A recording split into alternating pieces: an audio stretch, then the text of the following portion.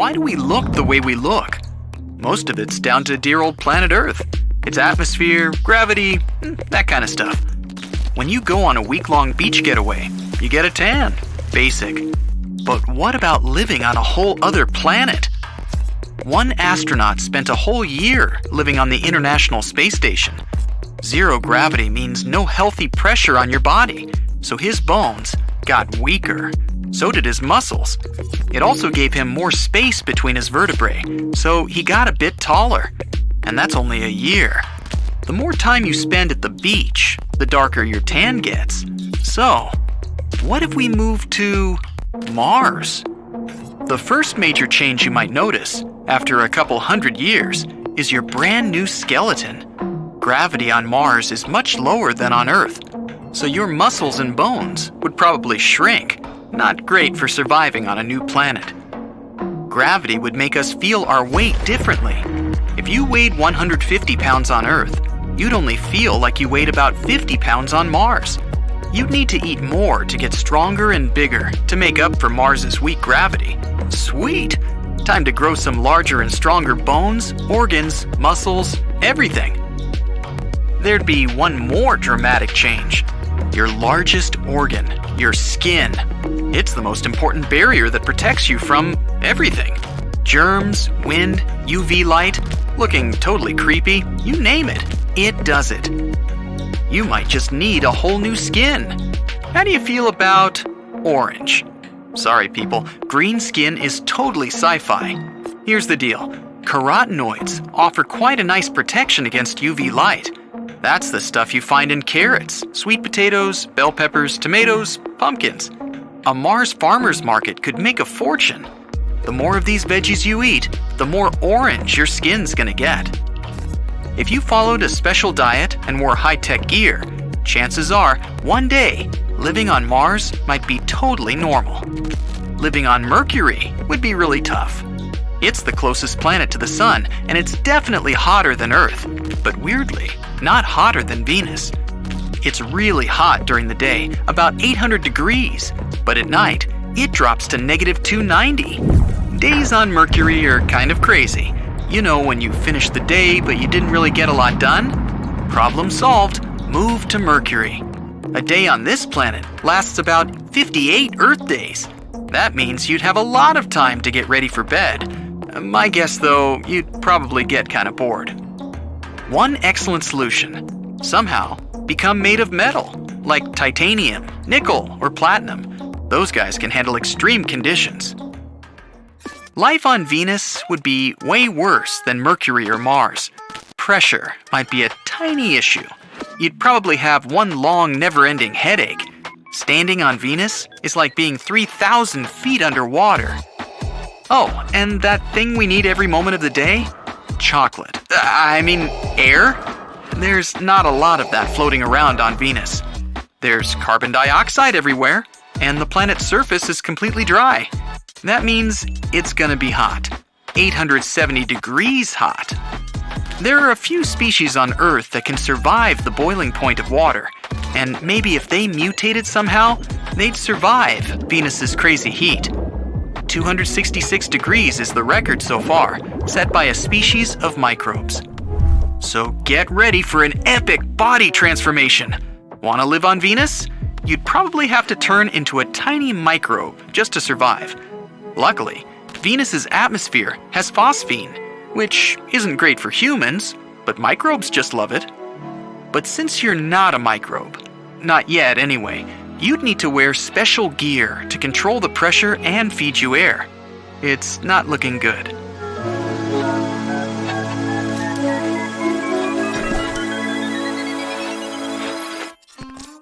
Maybe it'd be easier on Jupiter. Yeah! No. It's got no solid land. This planet's made of hydrogen and helium and is known as a gas giant. Unlike Saturn, you'd probably end up just floating around on it.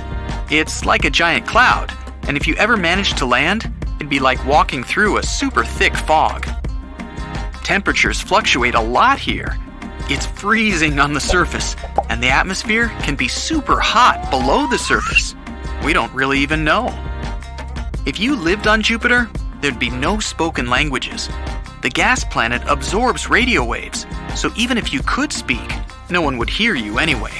And there'd be no music, so no dance parties. What's the point? People would have to communicate in sign language. Great! But it's not. The atmosphere on Jupiter is wild. All kinds of winds and gas clouds. You probably wouldn't even be able to see anything. So that's not gonna happen. Still, Jupiter is awesome to look at. It's so big that it can fit all the other planets in our solar system inside it, with room to spare. A trip to Saturn will set you back about a decade, and it'd be a big old waste of time. Saturn's mostly made up of layers of gas. It has no solid surface, so farming, building, or any other normal Earth activities are out of the question. Before landing on Saturn itself, you'd probably want to explore those iconic rings around it.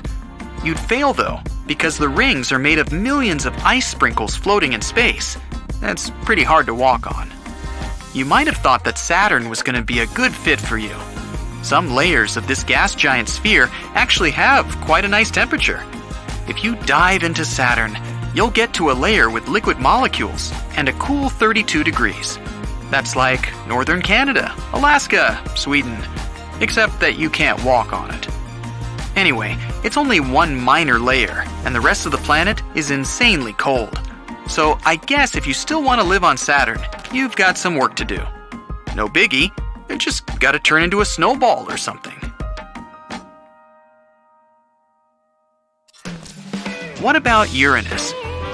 Time is kinda weird on Uranus, so if you're out that way looking for a nice vacation spot, definitely choose this planet. A 2-week getaway on Earth lasts 3 years on Uranus. There's even a sea if you're up for a beach vacation. The only problem is that it's made of ammonia, that gross-smelling stuff they use for cleaning. But watch out where you land. If you get it wrong, you might end up spending a whole year without any sun. How would you change if you had to spend a whole year in the freezing dark Uranus winter? We'd need bigger eyes to see in the dark, plus more of that thicker skin to keep the cold out. We might even develop a new hearing system, like dolphins have. Neptune. It's another gas planet, but scientists think there's probably a dense core inside. If you took the plunge to live on Neptune, you'd probably turn into a space reptile or cosmic fish, endlessly floating around on the surface. Gravity on Neptune is just a little bit stronger than on Earth. Still, it'd be really hard to stay in one place. The wind there is super strong. You'd have to be much heavier to resist it. Time to eat again, woohoo! But this planet's really impossible to live on. Scientists don't even want to send another spacecraft there. Welcome to Pluto. Freezing cold, tiny, and super far away. Doesn't sound too exciting. It's even smaller than our moon. It would be so hard to stay on the planet. No more trampoline parks, people. You'd probably have to build yourself a huge machine that would spin you around, sort of a fake gravity machine. Still, you try spinning around all day, you'd need a brand new nervous system to avoid feeling queasy all the time. But Pluto's not all bad. There's a liquid water ocean beneath the surface, and ice mountains. If you got yourself a highly trained crew and a bunch of expensive gear, and regular supplies from Earth, nah, too much hassle. Spaghettification. Wonder if you can choose your own sauce? It's actually something you might experience if you ever tried to live in a black hole.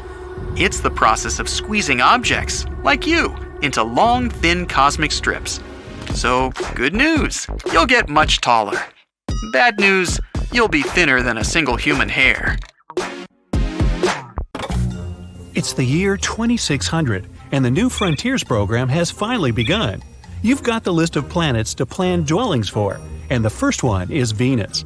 The Earth's evil twin sister meets you with a refreshing 800 degrees Fahrenheit and a beautiful sulfuric acid rainstorm.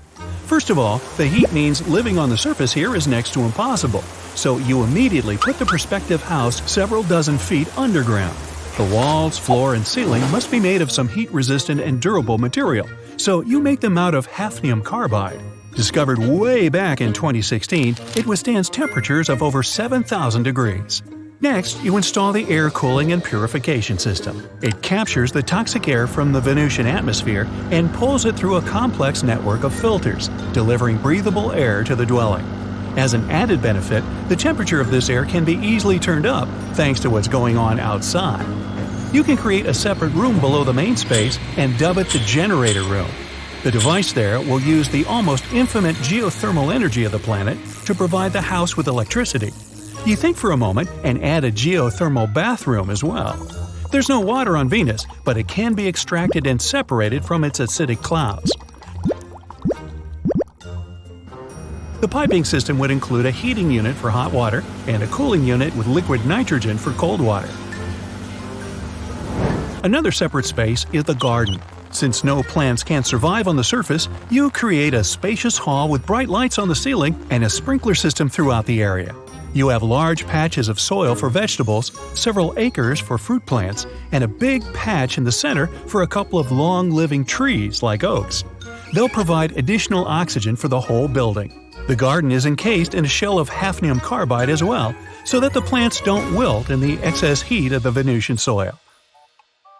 You check if everything's accounted for and go to your next stop.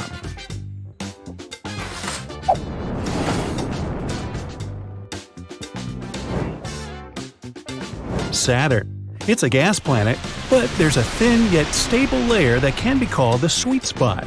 Its temperature is just right for humans to feel fine. You create a hover platform to build your house on. There's just no solid ground on Saturn at all. The platform's equipped with wind-powered turbines. The winds on the gas giant reach incredible speeds, so it will need to counteract them, at the same time feeding from the hurricanes. The pressure and temperature are just about right in this place, so your main concern is the wind again. You make the dwelling low and looking almost like a frisbee for better aerodynamics. The walls and roof are made from a single slab of sturdy metal, so that powerful gusts can't tear the roof away. You also make them several feet thick and add some windows with space-grade glass panes that won't break. Water can be extracted from another layer using a series of similar platforms with built-in pipes. Electricity and heat are no problem either, thanks to the powerful winds. The only problem here is food, but it can be imported from other inhabited planets at first, along with the fertile soil for the garden. You create a space for it on another hover platform for the future. Satisfied with your results, you head to the next destination on your list, Europa. This moon of Jupiter's is covered in a miles-thick crust of ice full of canyons and crevices. But deep below, there's a whole ocean of salt water bigger than all the oceans on old Earth taken together.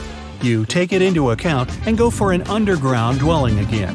The temperature is freezing, but the closer you are to the hot planetary core, the warmer it is. You place the dwelling as deep as you can to safely extract water from the underground ocean. The walls and ceiling are padded with insulation, and in the cellar, there's a home water purification system that turns salty water into the potable kind. Since there's no atmosphere to speak of, the breathable air is extracted from the ice. As it melts, the water vapor is collected and filtered, then enriched with other necessary substances and delivered to the dwelling. As for food, you go for an unusual solution: edible marine plants and fish. You create a separate tank to cultivate algae right in the ocean, and different kinds of fish can be imported from old Earth and other inhabited planets to breed on Europa. Next stop? Pluto. The tiny dwarf planet, just 1/6 of old Earth in width, has a great potential for terraforming, so you immediately create a big dome for your dwelling. The sun shines much weaker here than in any other place in the solar system, so you make sunlight-enhancing panels all across the dome. They'll allow the surface underneath to receive more light and warmth, bringing the area to a comfortable temperature.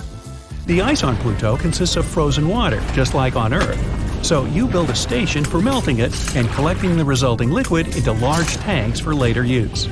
There's also a possible liquid ocean deep under the surface, so you add a deep drilling platform, but put a question mark on it. You don't know if it's going to be useful yet. With the area warmed up and well lit, you make a pretty ordinary dwelling like ones we're used to on old Earth and terraformed Mars. A couple of stories, carbon or titanium alloyed walls and ceiling for durability, and a fortified cellar. Still, you also add emergency insulation padding that will only trigger if something happens to the lighting dome. If it's breached, the temperature will quickly drop to below freezing. There's also very little atmosphere on Pluto, so breathable air will have to be generated from the ice again. This time, you combine the water collecting system with the air generating facility. While one produces potable water, the other will collect vapor and enhance it with all the necessary elements. You even go as far as to create a weather controlling device. It will heat up or cool down different layers of the produced air and mix them together to create winds and rain clouds just like on old Earth. This will allow crops to grow in a more natural environment, and Pluto might even become a green planet one day. Right above, in the dark blue sky, Pluto's biggest moon, Charon, is hanging. It's half the dwarf planet in size, which makes it a spectacular view. Its climate is almost identical to that of Pluto's. In a fit of inspiration, you create a vacation home for Plutonians. Here, under a similar dome, they'll be able to explore another little world and look at their dwarf planet from the other side. Which is always the same side, by the way, like the Earth's moon, which reminds you of the next destination. Zarmina, previously known as Gliese 581g, is 41 light-years away, the longest trip so far. The planet's tidally locked to its sun, which means there's perpetual day on its one side and eternal night on the other. It's not only about light, but heat as well. The day side is much hotter, and the night side is partially covered in ice. Unless we terraform the planet, the most comfortable area to inhabit is right between the two sides, called the Terminator Zone. It's neither too hot nor too cold here, and there's an eternal twilight. The sun is always just above the horizon. The good news is that the atmosphere on Zarmina, although volatile, is rather close to the old Earth's, but you still cover the selected area with a protective dome just in case. Human dwellings here don't have to be specially protected from the elements, and there's liquid water too. You build a pretty generic house, much like the one on Pluto, but then add a few crucial details. First, the weather controlling device. Despite the old Earth-like atmosphere, dwellers will need a stable change of weather to grow crops. Then you cover the dome with moving plates. Living in a constant dust might be pretty depressing, so the plates will move in 12-hour patterns. During the daytime, they will turn to enhance the sunlight, while at night, they'll deflect it back, making the sky dark. After that, you travel to both edges of the Terminator Zone and install geothermal plants. On the hot side, the plant will generate energy for all the settlers' needs and take hot water to use in households. On the cold side, the system will make cold water from the ice.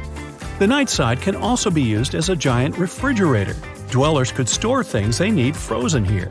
To make it easier to access, you stretch the dome from edge to edge and create some simple storage facilities where the night begins in earnest. Get your closet ready. We're moving to Mercury. Your mission is to find out what you need to wear there to feel comfortable. So, Mercury is the closest planet to the Sun in our solar system. It's pretty hot here, about 800 degrees Fahrenheit, twice as much as your kitchen oven can produce. You need a heat-reflective suit like this. It looks like foil for duck roasting. The shiny, almost mirror-like surface reflects the heat rays and keeps everything inside from getting baked. That's you. This suit is designed to get to the hearts of volcanoes on Earth and can withstand up to 1,470 degrees Fahrenheit. That's twice as much as at the equator of Mercury. Oh, and bring an oxygen tank. Otherwise, you won't be able to breathe there. And you need to strap some heavy dumbbells to your legs. Mercury is smaller than Earth, and gravity is almost 3 times weaker here. So you have to increase your weight almost 3 times to feel comfortable. It gets extremely cold there at night, so you need to stuff your thermal suit with insulation. But even that won't save you from the cold. It's 3 times colder than at the North Pole. Plus, Mercury's atmosphere doesn't protect you from solar radiation as well as Earth's. So, you need to wear thick lead plates under your suit for protection. But the best thing to do is just evacuate from this planet. The next one is Venus. Although it's called Earth's twin sister, the scenery here looks frightening. A hot desert with volcanoes and clouds so dense that you can barely see the sun. These clouds contribute to the greenhouse effect. So, Venus is the hottest planet in the solar system, 890 degrees Fahrenheit. But the usual heat-reflective suit won't help you this time. The atmospheric pressure here is 92 times higher than on the surface of the Earth. That's like diving 3,200 feet underwater. So the air on Venus will just crush you. To survive, you need an airtight suit made of titanium or other sturdy materials. On Earth, we use an atmospheric diving suit like this to withstand the intense pressure underwater. It's like a mini submarine in the shape of a human body, and it's already equipped with an oxygen tank. Yes, the air on Venus is not only unbreathable, it's also toxic. The next planet is Earth. Just look out the window and decide for yourself what to wear today, okay? Let's go to Earth's satellite, the Moon. A few people have been here already, and they were wearing pretty big spacesuits. The main thing is to bring an oxygen tank. It's contained in a backpack along with the life support system. Even though it's cold, there's no atmosphere. It's almost a vacuum, and there's no air particles to take heat from your body, so you won't freeze instantly. Your suit itself should be airtight and keep the atmospheric pressure inside. The lower the pressure, the lower the temperature the fluid can boil over. In space, fluids from your body can evaporate in seconds. You don't want that, so you should wear a spacesuit. It'll also save you from dangerous solar radiation. The Moon is defenseless against it. And the gravity here is 6 times weaker than on Earth. So you can jump 6 times higher and lift 6 times more weight. It makes sense to take a little weight with you, so you don't feel as clumsy as the first astronauts. Next up, Mars. In summer, you could walk around here in shorts and a t-shirt. The highest recorded temperature here is about 95 degrees Fahrenheit. In colder times, you'd have to wear a sweater and a warm jacket here, maybe even 2. The average temperature here is slightly colder than the coldest point on Earth. But the atmospheric pressure here is frustrating. It's 170 times less than we're used to. Take the altitude at which commercial airplanes fly on Earth. Multiply it by 3. The conditions there are very similar to those on Mars.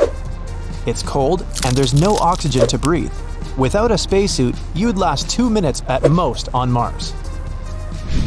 So you need an airtight spacesuit on you all the time on the surface of Mars.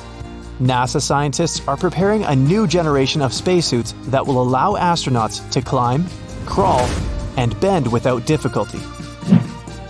You'd feel like a real athlete on the surface of Mars. The gravity there is 3 times weaker than on Earth, so you could easily lift an animal the size of a tiger there. Don't forget to put a spacesuit on it, of course. Now let's fly through the asteroid belt further into space and arrive at Jupiter. It's the largest planet in our solar system, and it's a gas giant. That means there's no solid surface, so you can't even stand there. Although, hypothetically, you could jump into Jupiter. Then you'd keep falling all the way to the planet's core. Suppose you're standing on a platform just above the surface of the planet. The first thing you feel is the force of gravity. It's 2.5 times stronger here. You feel it pulling you down, and you can barely even jump up. So it would be nice to equip your spacesuit with an exoskeleton to support your body and help you move. Plus, it's incredibly cold. You'll feel the cold at about -229 degrees Fahrenheit on the surface of the clouds of the gas giant. And what makes things worse is the constant wind. It can reach speeds of up to 900 miles per hour, almost twice as fast as the speed of commercial airplanes on Earth. That kind of cold wind will instantly draw heat away from your body, so your spacesuit must be really thick and warm. But the pressure at the top of these clouds is almost the same as on Earth. Technically, you could even take off your helmet here if it weren't for the lack of oxygen and severe cold. Maybe Saturn promises better conditions. Another gas giant. The gravitational force here is almost the same as on Earth, so nothing will constrain your movements, except for a massive spacesuit.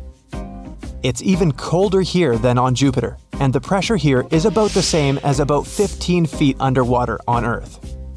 So, the spacesuit not only lets you breathe and stay warm, but keeps your eardrums intact. Hey, hold on tight! You just almost got blown away by a gust of wind over 1,100 miles per hour. That's not unusual on Saturn. That kind of wind on Earth could get you from one coast of the United States to another in just 2.5 hours. The only option to warm up here is to jump down to the center of the planet. The closer you get to the core, the warmer it gets. But the pressure rises at a tremendous rate. In just a few seconds of freefall, even the toughest titanium suit will be crushed. Let's finally step onto a solid surface, Titan, Saturn's moon. It's 1.5 times the size of our moon and 80% heavier. And its surface is mostly composed of water, ice, and rock. The pressure here is a little bit higher than on Earth. You wouldn't feel any discomfort if it weren't extremely cold. Titan is 9.5 times further from the Sun than Earth, so our star can barely warm this moon. The air here is mostly nitrogen, just like on Earth. But oxygen is completely absent here, so it's impossible to breathe without a spacesuit. There may be a huge ocean beneath Titan's surface. Saturn's gravity heats up this moon's core enough to make the ice melt. Plus, it must be extremely salty, which means it can remain liquid even at very low temperatures. The next two planets are Uranus and Neptune. So Uranus holds the record for the coldest planet in our solar system. The temperature here is about negative 224 degrees Celsius, so bring the warmest spacesuit you have. They say if you jump to the center of Uranus, at one point the pressure becomes so high that it turns hydrogen into a crust of ice. And if you get even lower, you can see the rocky core. Neptune, in turn, holds the record for the strongest winds in the solar system. It's an ice giant, just like Uranus. So the dress code here is the usual: a super warm spacesuit, a tank of oxygen, and a heating system. So far, we don't have the kind of spacesuit that would help you survive on any of the gas giants. But if you get to the core of Neptune, it gets too hot. Its temperature is almost the same as on the surface of the Sun. There are many different conditions on other planets and moons that could affect how your pet would evolve there. Take gravity, for example. On a bigger or denser planet, gravity would be higher, meaning that life would evolve to be shorter, sturdier, and perhaps with multiple limbs for structural support. On a lighter planet with weaker gravity, life could hop, soar, and glide more easily, and would be more likely to evolve a lighter, taller build. Mars is the fourth planet from the Sun, a dusty, cold, desert world. Mars is also a dynamic planet with seasons, polar ice caps, canyons, extinct volcanoes, and evidence that it was even more active in the past. Gravity on Mars is lower than on Earth, and it's farther from the Sun, so we would see less sunlight. Mars also has no protective magnetic field due to its thin atmosphere, exposing everything to radiation.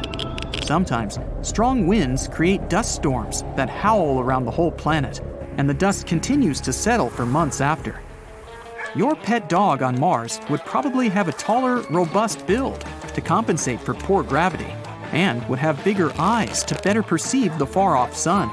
To protect itself from radiation, your dog would have to switch its pigmentation from melanin to carotenoids, which give carrots, tomatoes, and oranges their color. So the dog would probably have orange skin. Since Mars has weak gravity, your cat would probably be lighter and would jump more to get around the place. It would also have longer legs. Jupiter is called a gas giant.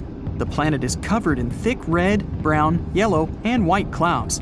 The clouds make the planet look like it has stripes. Living on the surface of Jupiter might prove to be challenging, since there's no actual surface. The planet consists entirely of gas, but it doesn't mean it's just a giant cloud hanging in space. If you venture through its atmosphere to deeper parts, the gas becomes denser until it turns into liquid. So one layer of Jupiter is an ocean made of hydrogen instead of water. With high pressure, extreme temperatures, and a fluid environment, we'll have to draw some inspiration from deep water dwellers who deal with the same conditions but on a smaller scale. Your cats and dogs would be big isopods with shells to protect them from Jupiter's radiation. Like its fellow gaseous neighbor Jupiter, Saturn is a gargantuan cloud of hydrogen and helium with no solid land and powerful winds. Like Jupiter, it gets tighter within, but its core is much smaller. Its iconic rings are made of a myriad of ice particles, so nothing could live on them, unfortunately. Saturn's volume is greater than 760 Earths, and it's the second most massive planet in the solar system, about 95 times Earth's mass. Saturn's average density is less than water, so this behemoth of a planet could float in a bathtub if there were one of a suitable size. The only way to move within Saturn's thick fog is by flopping around like a jellyfish. Your dog would probably have an umbrella-shaped bell to propel itself up, and no skeleton, so that it wouldn't be crushed by the pressure. Your cat would have jellyfish tentacles to move around. Life is tough on Mercury. This tiny planet is closest to the sun, so the sunlight here is 7 times more powerful than on Earth. No sunscreen would be able to manage that. Mercury is about 2/5 the size of Earth, with a similar gravity to Mars, or about 38% of Earth's gravity. This means that you could jump 3 times as high on Mercury, and heavy objects would be easier to pick up. Mercury's temperature is extreme, swinging between a scorching 800 degrees Fahrenheit during the day and negative 290 degrees Fahrenheit at night. It's all accompanied by constant meteor showers and quakes. As a bonus, there is a very thin atmosphere and no air to breathe. Flesh and bone could never handle these severe conditions, so instead, your pets here would be made of something similar to refractory metal, like titanium. There'd be no need for a respiratory system, so their pretty metal faces would be without a nose, and their eyes would probably look like thick sunglasses to protect them from all this sun exposure. If there's anywhere harder to live than on Mercury, it's Venus. Venus is the second planet from the Sun and is Earth's closest neighbor in the solar system. Venus is the brightest object in the sky after the Sun and the Moon, and sometimes looks like a bright star in the morning or evening sky. The temperature here is a whopping 880 degrees Fahrenheit, and the atmosphere is so thick it creates a greenhouse effect. The surface is dry and full of surprises like volcanic eruptions, hurricane winds, and lightning. And, as a cherry on top, the pressure here feels like you're 1 mile underwater, giving you a never-ending headache. It would be hard to imagine your pet living on Venus. The only things that could possibly survive there are anaerobic bacteria. Venus eats away at everything, even metal, making quick work of any human spacecraft. And Venus's atmosphere contains phosphine, which is toxic for anything that breathes oxygen, but means life for microbes. Icy, dark, and plagued by strong winds, Uranus and Neptune are mostly made of cold liquids, methane, water, and ammonia. Methane makes Uranus blue, and it has faint rings, while Neptune is dark, cold, and very windy, as it's the last of the planets in our solar system. It's more than 30 times as far from the Sun as Earth is. Neither of them has a solid surface, and their atmospheres slowly merge into the water around the planet's core. To boot, gravity on Neptune is stronger than on Earth and applies more pressure on everything. With such powerful gravity, your dog would be shorter, and your cat would be stockier, with muscular bodies and thicker skins against the cold. And considering the fluid environment, your pet's best bet is to become like a cosmic whale or manatee, floating around the blue planets. Pluto is not very big. It's only half as wide as the United States. Pluto is smaller than Earth's moon. This dwarf planet takes 248 Earth years to go around the Sun. If you lived on Pluto, you would have to wait 248 Earth years to celebrate your first birthday. 1 day on Pluto is about 6.5 days on Earth. The farthest planet-like object from the Sun is appropriately freezing cold and covered with ice, with weak gravity and a flimsy atmosphere. The Sun, from Pluto, is nothing more than a dot on the horizon, much like the Moon for Earth, so there's not much going on in terms of light. But scientists suggest that there may be a water ocean under Pluto's surface and some nicer weather. Let's take notes from Earth's creatures with built-in antifreeze, like some insects and fish. Low gravity makes the muscles and bones shrink, and the space between vertebrae expand, making your pets taller. Their posture would also change, since their spine, for the most part, would be out of a job. So they'd probably be tall, thin, and somewhat spider-like, with spindly limbs and a curved spine. On other planets beyond the solar system, the boundaries between plants and your pets could be blurred, and your pets might merge with plant life. Your pets might become tree-like, with beating hearts attached to their bodies, or with feet to move to better positions as they compete for light and water. You could also have a rabbit that spends most of its time staying still, photosynthesizing, and only running away if threatened. Or a massive dinosaur-like horse that splays itself out on the ground to get nutrients directly from the soil. and obtains extra energy with the help of plants on its back. Cooperation could lead to some fascinating pets, such as a sea of amoeba, acting as a single jelly-like mega creature, thousands of voracious shrimp-like carnivores forming a single organism that devours anything in its way, or a web of intertwined trees that collect water in wide pitchers at the top of their canopies. Getting oxygen to muscles is a key for your pet's endurance. Here on Earth, octopuses use a copper-based molecule in their blood to shuttle oxygen, making them more sluggish than mammals and birds that use iron-based hemoglobin. Scientists have speculated about other types of oxygen transport that could make animals fitter. In atmospheres with more oxygen, we might see a pet monkey that can fly without ever having to stop for a rest. On cold planets and moons without much sunlight, such as the moons of Saturn and Jupiter, your pet dog might have to get by with chemical energy rather than take it from the sun. Also, in worlds without light, such as the depths of Enceladus's oceans, there might be little need to evolve eyes.